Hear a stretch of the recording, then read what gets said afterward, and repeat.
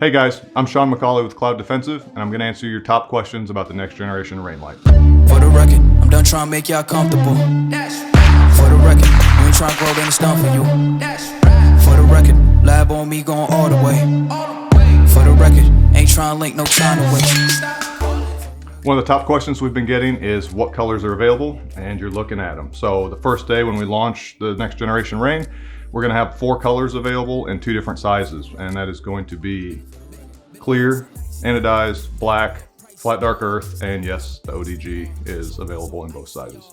86 all the hate, I won't get a ball today. Got lost in the ball and A's. I'm flipping the balls, I'm flipping the.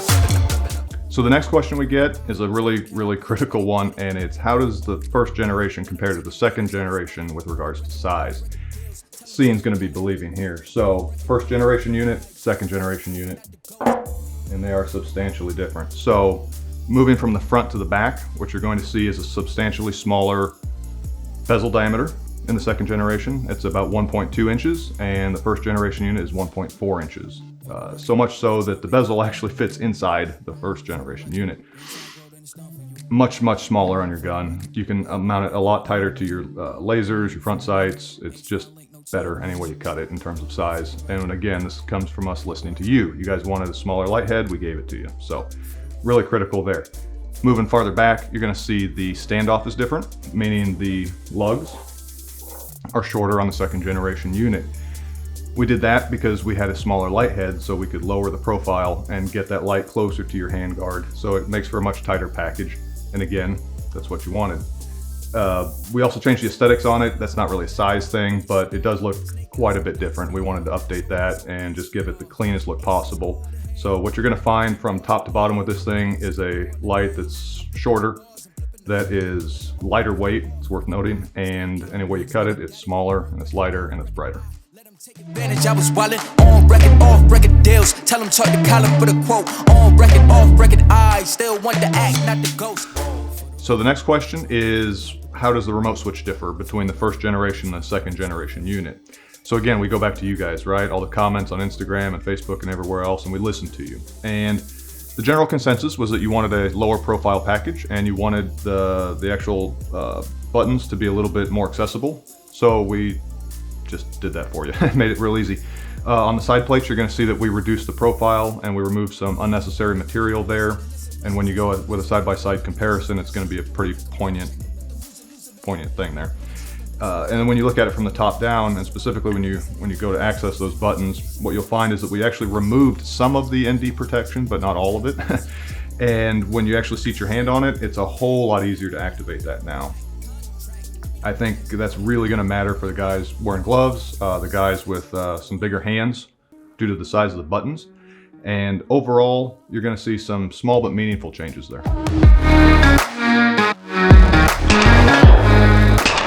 The next question is, how does the beam actually differ from the first generation unit? What you're going to find on a second generation unit is a slightly tighter hotspot, and it's obviously more intense. She's over 70,000 candela, which allows you to project light a very long ways. We were very selective in how we went about this process. You know, we're not just engaged in some mythical candela race.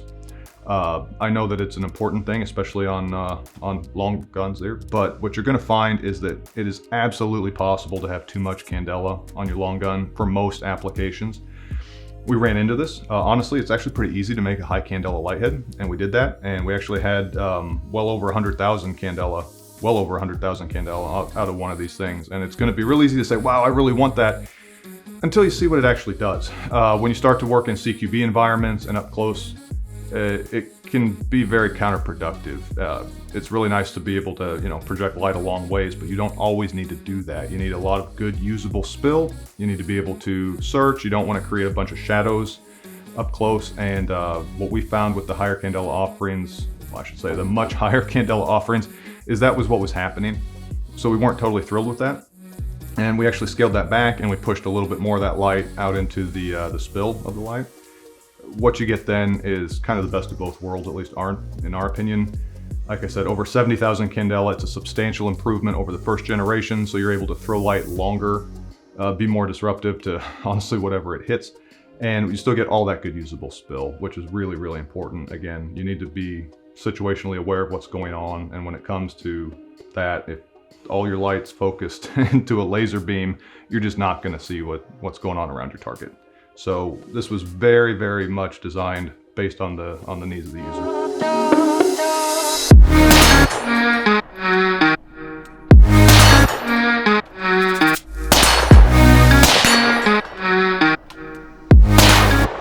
Okay, so a really big question here is whether or not the second generation Rein light, and specifically the light head, is reverse compatible with the first generation. And the answer is yes.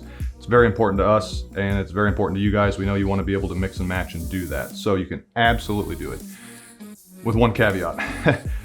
These light heads are more powerful than the first generation light heads, which means the upgraded electrical system had to be put in place for that. The good news is that we actually did that a long time ago, and you may or may not already have a second generation tail cap. So it's a really easy thing to identify. All you need to do is take a look at your tail cap spring. So you just pull your cartridge out of your light, take a look, and if you see a single spring, that means you have an old one and you need a new tail cap. If you see a spring within a spring, which we call a dual nested spring, congrats, you already have the updated version.